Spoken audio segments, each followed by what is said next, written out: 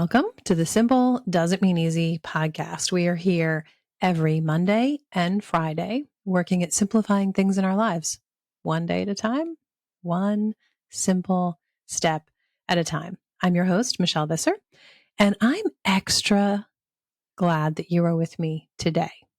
The day that this podcast releases happens to be a very special one for our family.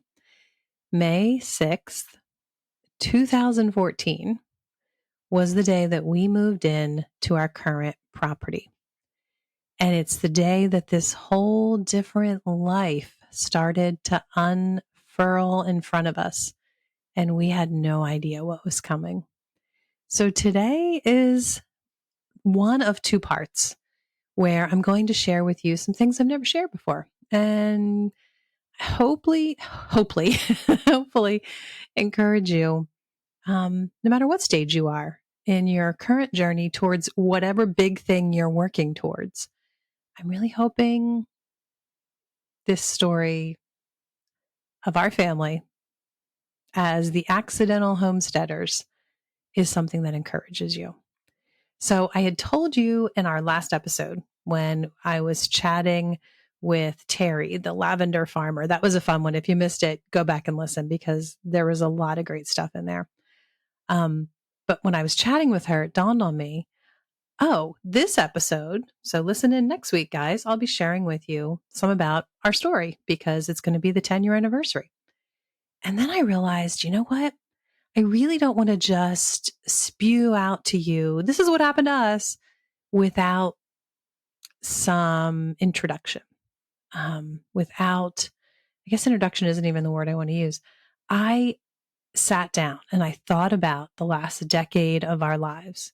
And I thought about what are the biggest things that I would say I've taken away from this, that I've learned from this whole crazy ride.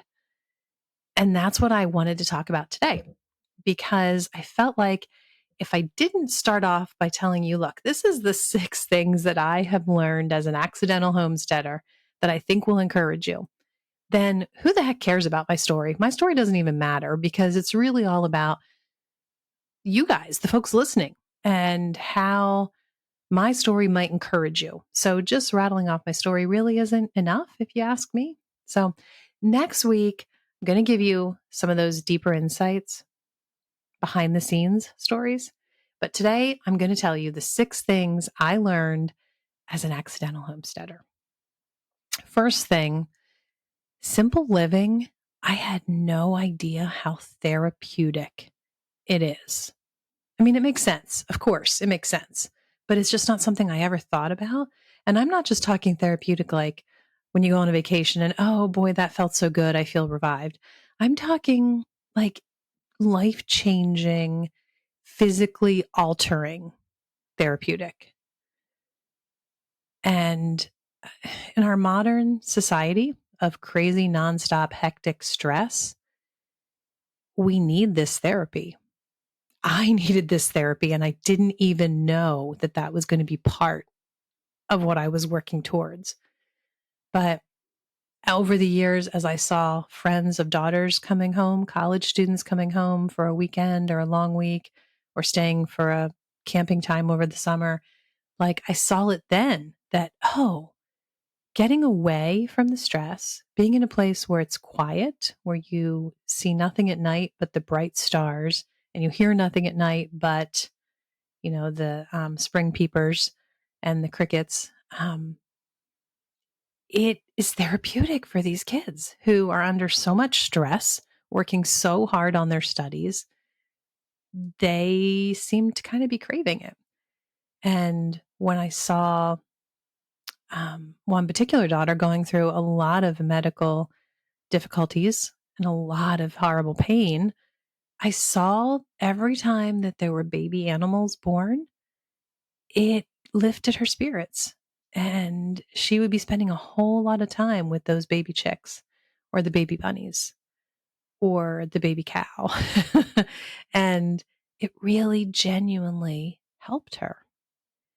And at the same time, when I was in the ICU with her for 18 days, and before that, I spent I think it was 3 or 4 weeks away from the farm, 400 miles away with my mom in an oncology unit. And during that time, the fact that my younger two daughters had routines and chores and animals here that really needed their help was really kind of, I don't know if I want to say life giving to them, but it gave value to their days and it kept them busy and focused during a really difficult time when not only were they under stress and worry and early stages of grief, but they also were alone in the sense that I couldn't be here for them. But the routine and the chores and the work of a homestead was really, really good for them. Um, so that's just a few of many things over the past 10 years that I could tell you, ways that I have seen this more simple effort of living truly be therapeutic. Second of all, you will never regret slowing down. I really don't think you will. Even the type A personalities who need to always be working towards the next thing, which sometimes I think I'm that way. I go back and forth. Um, but even in that situation, you you're not going to regret slowing down because first of all, no matter what it is you're working towards, it's never going to be better than the simple joys because those really simple things in life are the things that you're going to always treasure the most. Just the time that you sat down and relaxed and listened to the spring peepers at night, or the sweet memories of a quiet moment with a young child that you spent on the farm, or sitting with a book in the living room. It doesn't have to be on the farm, just any of those simple, quiet moments. I think you know what I'm talking about. They're the ones that we come back to. They're the ones that we hold on to. They're the ones that really mean the most to us. So if you're adding more of those to your day, I can't imagine how anyone would ever regret it. But also, slowing down does not mean it's easy. I mean, that's the name of the podcast, right? Simple doesn't mean easy. So if you are a type A person, moving out to the country or whatever it is for you that means it's going to be a more simple or slower life, trust me, your plate is still going to be very full, just with different things, with more meaningful things, and usually more creative things where you're using your hands and you're using your creativity and your design skills much more because I mean, farm chores, you need to be actively busy. And also, if you're going to spend more time in the kitchen preparing food, that is such a creative outlet. And I think I tell you guys pretty often that sometimes there is nothing that makes me happier than being in the kitchen. And it's the really simple little things in the kitchen, like when I'm putting the wheat berries into the grain mill and you hear that sound of them starting to turn into flour and you see it coming out of the chute. Like it's a simple, simple thing. And it sounds ridiculous while I sit here and say this, but it genuinely makes me happy. So time that if you worry that, oh, if I simplify things in my life too much, I'll be bored. Trust me, you won't. There's so many things you can focus on, grow in, learn, do with your hands that are also at the same time taking you away from the stress and the hectic of the everyday. Um, and then on top of that, you feel so good about what you create when you sit down to enjoy that meal or any kind of tangible evidence that you can see of your labor. It feels freaking great. And that's not something that we have in a 9 to 5 stress filled kind of day where we're behind a desk, behind a computer. At the end of the day, you don't really have any tangible evidence of your hard work. And you definitely do. Definitely with a homesteading kind of life, for sure. I have to pause this episode for just a minute to let you know about our sponsor. I am in love with this company. I've been using them for years for teas, and now I go to them all the time for botanicals. Positivelybotanicals.com. A botanical is a plant or a plant part that's valued for its medicinal or therapeutic properties. There are many things that you can do with them. Like people will make tinctures and infusions and extracts. And I do a little bit of that. But what I really love the most for using my botanicals is to make teas, to make medicinal, delicious teas. And I drink them iced or warm. If you want to go to soulyrested.com/botanicals, there I give you a savings code for Positively Botanicals, and I link to all my absolute favorite things that I get from them. And this is the best part, I link to all my different recipes of my absolute favorite teas, and some of them have proven to be favorites of you guys as well. I hear from folks often about how these have become their new favorite drinks. So go to soulyrested.com/botanicals to find out more, and absolutely be sure to go check out our sponsor, positivelybotanicals.com. The third thing that I learned as an accidental homesteader, which I think I'll just wait till next week to really explain to you what that really even means. The fact that we are very much accidental homesteaders. But the third thing I learned is document things for yourself. There were, and I mean this in two different ways, there were 6 years almost of our family working towards what is our current life. It didn't just happen overnight. And I journaled throughout that whole process. And that helped me stay on track. It helped me know that I wasn't crazy, that I knew that I knew that I knew that we were working towards the right thing, even though it took 6 long years and doors kept slamming left and right. Because I documented everything, I knew that we needed to just keep on course. We were going the right way. And I had my evidence because I was keeping track of everything that was encouraging me.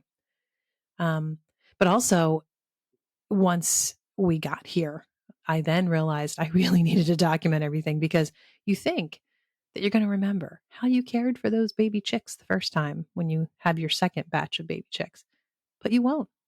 Or you think you're going to remember exactly how you planted those Brussels sprouts and everything you need to know about it, but you won't. So document things for yourself. But the fourth thing that I've learned is that you should also be documenting things for your kids, for both of those reasons I just mentioned. For the times that you're working really hard towards something and it's not coming to fruition, and you want evidence of how you knew this was the right path. Your kids really will appreciate someday having that document, having that journal record of, oh, this is what mom and dad were doing. When I look back now, it makes sense. But at the time, it seemed a little crazy when I was, in middle school and the things they were doing. But also just those hands-on things about gardening, what to plant at what time, and when you planted those fruit trees, what time of the year it was, what year it was, how you planted them, all those things. It would be good for the kids to know too. Um, and I think that's a really simple thing that I'm saying. And it's like, well, duh, yeah, write it down. Okay. How kind of a tip is that? But we don't think to do it, either because we're just too busy. Or for me, you often think, oh, I'm going to remember this, but I don't. So document it, guys, for you and for the kids. The fifth tip I have for you is know that things are probably going to look different than what you think right now. If you're working towards a dream, whether it's to someday have a homestead or something totally unrelated, whatever it is, to build something that you want to build, or to accomplish something that you want to accomplish, know that it probably is going to look different when you get to the quote unquote goal of whatever it is. It might be a different outcome than you see it as in your mind right now.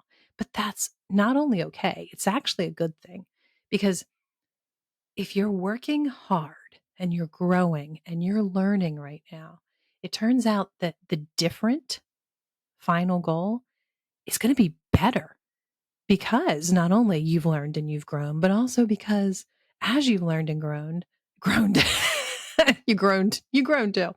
As you've learned and grown, that end goal, the importance of it has changed a little and it looks a little different. And all of that's okay. So don't get discouraged if halfway towards your goal, things are really starting to kind of warp a little on you. And it's kind of like, wait, that's not really what I wanted. Why is this happening? Relax and know that it's okay for the final end goal to look a little different. Um, as a believer, what this means for me is that God is so much bigger than my tiny little brain can ever dream. And he is able, Ephesians 3:20 says, he is able to do immeasurably more than all that I can ask or imagine, according to his power. And this is the crazy part for me, his power that is at work within me. So he's working, he's changing, he's growing me. And that's good. That the final destination that I get to when I think I've reached my goal is totally different than what I thought it would look like when I started out. And that's good. Also, Proverbs 16:9 says that the mind of a person plans his way, but the Lord directs his steps. And I'm really thankful for that. My brain can work nonstop and I can document all my steps and my plans of how I'm going to get to my final goal and how it's going to happen. But in the end, I am so thankful that he is directing my steps, because typically the way that I would have gotten to the end goal is never going to be as good, not for myself and not for all the others around me as well. And finally, Proverbs 37:4 says, delight yourself in the Lord and he will give you the desires of your heart. I used to have this verse totally twisted in my mind until probably about 13, 14 years ago, when we were in the middle of that 6-year process of what brought us to where we are now. And it really dawned on me, like hit me over the head almost like a hammer. Wait, that voice, my tongue is just twisted today. That verse doesn't say what I always thought it did. I always thought it said, he's going to give me what I really long for. He's going to give it to me. That's not what it says. It says, if I'm focusing on him and I'm delighting in him, even in the midst of a 6-year process that everything isn't working and doors are closing, but if I'm delighting in him and I'm holding on fast to the fact that this is what he's called us to do, I just need to keep working towards it. It's okay that things aren't working out the way I envisioned they would. He has reassured me this is what he wants us to be working towards. And if I delight myself in him, then he starts changing the desires of your heart. He gives you a new desire. He slowly but surely makes it look a little different. And suddenly you find yourself longing for things that you had never even thought of before. And it's a really good thing. So I think before I get on to the 6th point, which I'm going to end with, I'm going to share with you a journal entry that I wrote on April 23rd, 2018. So this was after we had moved. We had moved here in 2014. I wrote, I just got an email from my agent that my first check as an author is headed my way. It's becoming real. A dream that started when I was 9. That's a long time to harbor a dream, but God is good. He placed that dream there and he gave it time to build. And he gave me the means to grow the talents that he gave me. And then he placed me in a new life where I would learn a new skill that I never even thought of before, a new skill that was worth writing about.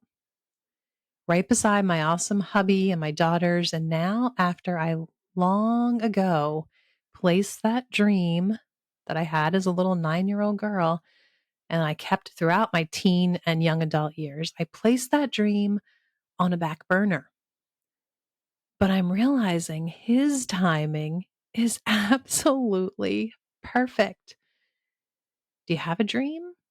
Then you should pray about if it's one that God has placed in your heart.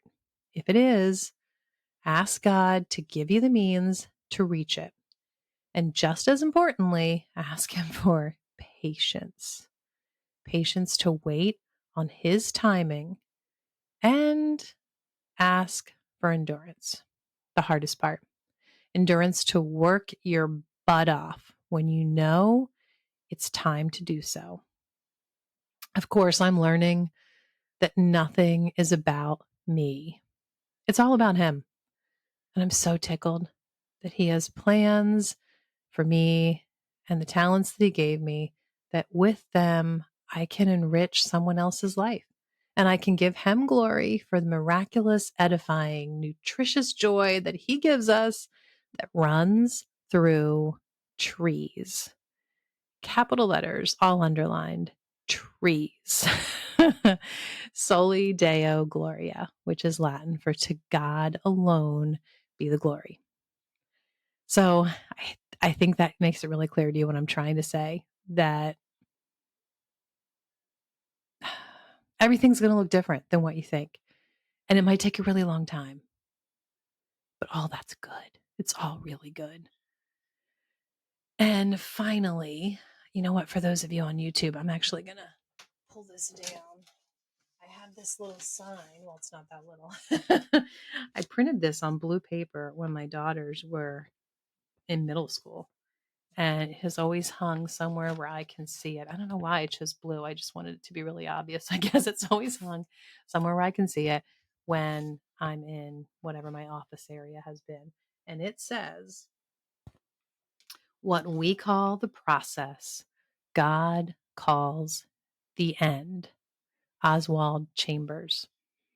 It's such a good quote. You know, we think, oh, I just got to get there. I got to get to my goal.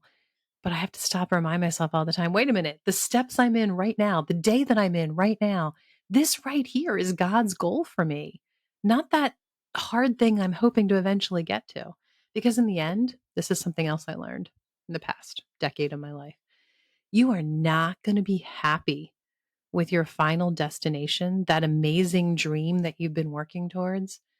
When it all comes to fruition and it's right there in front of you, you're not going to be as happy as you think you are, because it's not going to be enough to satisfy you.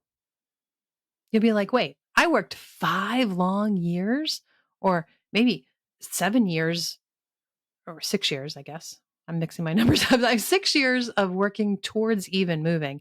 And then once we moved, it was another 5 years before I actually held a book in my hand. So that's a really long time. And, I could be like, wait, I worked all those years for this, but now it's over. It's done. It's here. It's done. There's no choirs singing. There's no bells ringing. It's just done. But you'll be so amazed at how you've grown and what you learned to do and what you accomplished and who you met along the way. And the whole process itself was so amazing, so hard, very, very hard, but amazing. The whole process of writing the book that I wrote, it it was way better than the actual holding the book in my hand, if that makes sense. So, and then also the whole idea of who can you help? Again, like I wrote in my journal, it's not about me. Who can I help? And to hear people tell you that your efforts, no matter how long it took you, those efforts helped them and they're excited and they learned something because of your work. Guys, that's amazing. So it's not the destination, it's the process. Learn to enjoy it and and be happy with the hard, which isn't easy, I know, but it's true. So there you go. Those are the 6 things that I have learned as an accidental homesteader. And I am going to give you some more of the backstory behind the scenes next week. So I hope you'll join me for that. And on Friday, I'm going to give you way behind the scenes, like way, way, way behind the scenes. I think you'll like. I'm going to introduce you a little bit more to Lula. If you were listening a few months ago, I mentioned Lula. You might know who I'm talking about. I think you will like meeting her. So that's on Friday for our little mini episode. And then next Monday is the rest of my story. So thanks for listening, friends. I didn't tell you, I didn't remind you, I should say, there are 3 books we're giving away right now. So please go leave a review And that's all you have to do. You will automatically be entered for a chance to win one of the amazing books from the many amazing authors that have been on recently. So please go to solelyrested.com/podcast if you like the links and to know how to leave a review. Okay, so that really is it for now. Remember, it's easy to forget how blessed we are to live this life. So enjoy the simple, everyday efforts. It's not easy, but it's a good life.